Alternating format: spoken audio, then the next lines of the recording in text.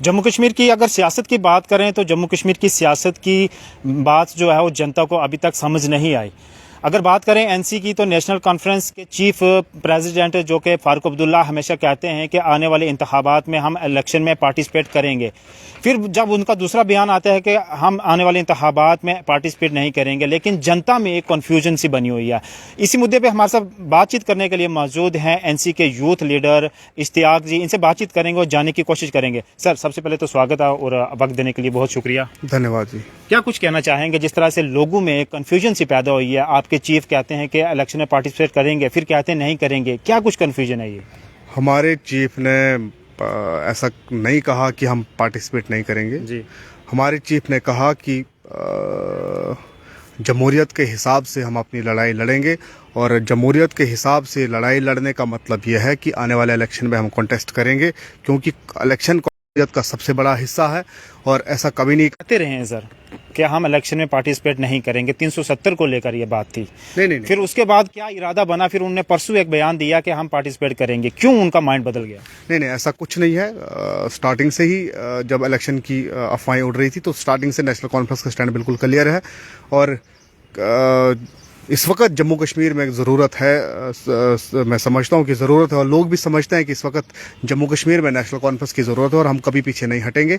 जब भी इलेक्शन होगा, मुझे नहीं लगता फिलहाल भाजपा इलेक्शन करवाने के मूड में है, क्योंकि ये समझते हैं कि भाजपा की इस समय जम्मू कश्मीर में हालत क्या है।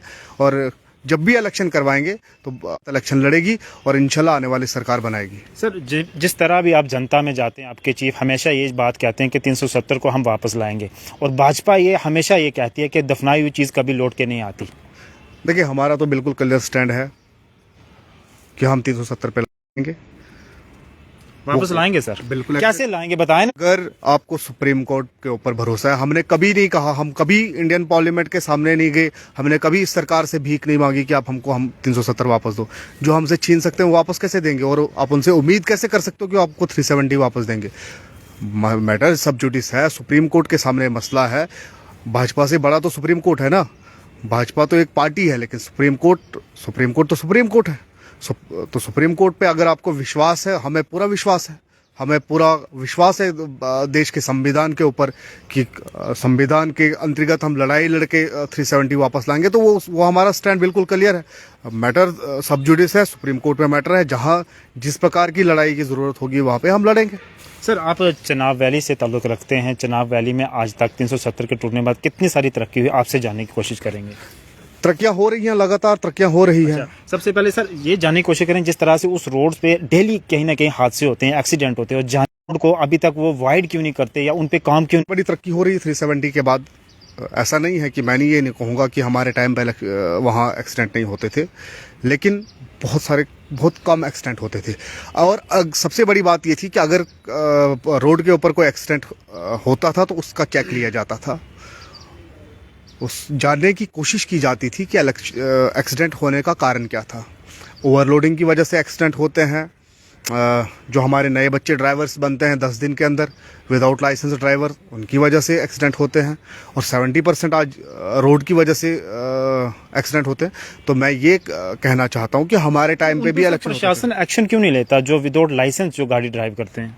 देखिए, यही तो मैं सरकार से सवाल करना चाहता हूँ कि अगर कोई विदाउट ड्राइविंग लाइसेंस जो है काम कर रहा है, वो गाड़ी चला रहा है, उसके पास पूरा एक्सपीरियंस जाने अपने हाथ में लेके चल रहा है और कहीं भी उठा के रहा है, तो ये किसका काम है? ये मैं तो नहीं ना कर सकता। मैं किसी की गाड़ी रोक के उसका लाइसेंस तो चेक नहीं कर सकता। ये पुलिस का काम था, एडमिनिस्ट्रेशन का काम था।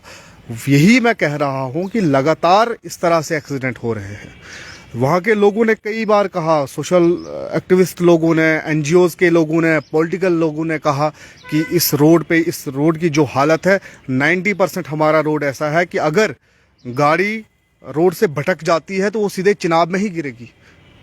और चिनाब में गिरने के बाद मतलब है कि आप मर जाओगे, क्योंकि चिनाब से जिंदा निकलना कोई करिश्मा ही हो तब कोई चिनाब से निकले, तो अदरवाइज निकलने के चांसेस 99% नहीं है। कहा कि इस पे प्रॉपर तरीके से बैरिकेड लगाए जाए, मजबूती से। हमारे वहाँ एक एक्सीडेंट हुआ, हमारे 4 बच्चे उसमें चले गए, स्विफ्ट गाड़ी थी। मुझे कहिए अगर वहाँ पे मजबूती से बैरिकेड लगे होते, क्या वो गाड़ी बैरिकेड में रह जाती है या सरकार इग्नोर जानबूझ के कर। फंड्स भी होती है, लेकिन उन फंड्स को यूटिलाइज नहीं किया जाता। कौन लोग? जो आज प्रशासन है, जो वर्तमान की सरकार है दिल्ली में, और यहाँ एलजी साहब बैठे हुए हैं, जो बिठाए हुए हैं बीजेपी ने यहाँ पे एलजी साहब को, नहीं कर रहे हैं। शायद इस वजह से हमारी वैल्यू इनके सामने नहीं है, चुनाव के लोगों की वैल्यू ये नहीं समझते, और हमारी जानों की शायद कोई कीमत नहीं है, इसलिए ऐसा कर रहे हैं। जानवरों जैसा सलूक किया जाता है। मुझे एक चीज़ कहिए, वहाँ पे आपने 4 वे बनाने की कोशिश की, 4 वे का काम शुरू किया, तो आप 4 वे किस तरह से बनाएंगे? आप 70-80 किलोमीटर पहले कटिंग कर देंगे और जो पुराना वाला रोड है उसको भी उजाड़ देंगे, और पुराना वाला जो ब्लैक टॉप था उसको बिठा देंगे। यहाँ अखनूर में रोड बने, मैं लगातार इस रोड पे जाता रहा, कितनी तेज़ी से काम हो रहा था। वहाँ पे वही हालत है। पहले आपने पूरा रोड कटिंग कर दिया, पीछे जो हो सकता है टनल भी हो सकता है, होने को बड़ा कुछ हो सकता है भैया, होने को तो बड़ा कुछ हो सकता है। टनल भी बन सकते हैं, रोड बहुत जल्दी बन सकता है, जिस तरह से अखनूर वगैरह नेशनल हाईवे बने। जाने जाते रहे, इंसानों की जाने की मतलब कीमत ही नहीं रही है। एग्जैक्टली यही है कि एडमिनिस्ट्रेशन के सामने और दिल्ली की सरकार के सामने हमारी जानों की कोई कीमत नहीं है। लेकिन अगर ऐसा ही चलता रहा तो ऐसा नहीं है कि इतने भोले भाले लोग भी नहीं हैं हम कि हम बस तमाशा देखते रहें और हमारे लोग मरते रहें और हम तमाशा करते रहें।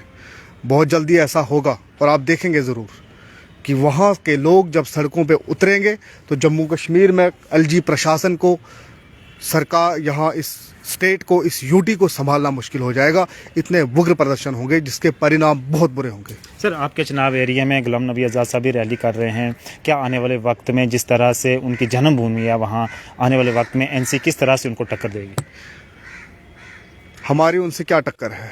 उनकी टक्कर अपनी कांग्रेस से है, कांग्रेस से बाहर निकले हैं, कांग्रेस का वोट लेना है, कांग्रेस ने, उनका कोई मुकाबला नहीं है। अच्छा, हमारा जो वोट था वो इंशाल्लाह वैसे ही है, हमारे जो लोग थे वो वैसे ही है।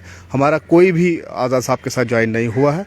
उनकी लड़ाई उनकी आपस की कांग्रेस की लड़ाई के साथ। सवाल ये रहेगा, जिस तरह से आपकी पार्टी के एनसी पार्टी के प्रेसिडेंटशिप के इलेक्शन होने हैं, किस तरह से देखते हैं नया चेहरा कौन होना चाहिए और किस तरह से आप सपोर्ट करते हैं और कौन होना चाहिए? देखिए, जम्मू कश्मीर नेशनल कॉन्फ्रेंस एक डेमोक्रेटिक सेटअप को मानती है। पार्टी के अंदर जमहूरियत है, मैदान खुला है, कोई भी नॉमिनेशन दे सकता है, कोई भी नॉमिनेशन फॉर्म भर सकता है। उसके बाद जो परिवारवाद फिर से हो सकता है क्या? कैसे परिवारवाद होगा? ये परिवारवाद से नहीं बनता, ये बाप बेटे उससे नहीं होता, ये लोग बनाते हैं। सीएम तो फारूक साहब की वजह से उमर साहब नहीं बने, लोगों ने वोट दिया तब जाके बने। उसी तरह यहाँ पे भी होगा। पार्टी के अंदर जो डेलीगेट, पार्टी के जो डेलीगेट्स कमेटी मेंबर्स होंगे वो तो चुनेंगे ना, वो तो आपकी पार्टी के होंगे। एग्जैक्टली, तो लोग चुनते हैं ना। एग्जैक्टली, मुझे लग रहा है कि मुझे बनना चाहिए तो मैं भी नॉमिनेशन के लिए भर सकता हूँ। यही तो है जमहूरियत। मैदान खुला छोड़ा है, मैदान खुला है, कोई भी भर सकता है। कोई भी नेशनल कॉन्फ्रेंस का युवा हो या कोई पुराना साथी वो भर सकता है।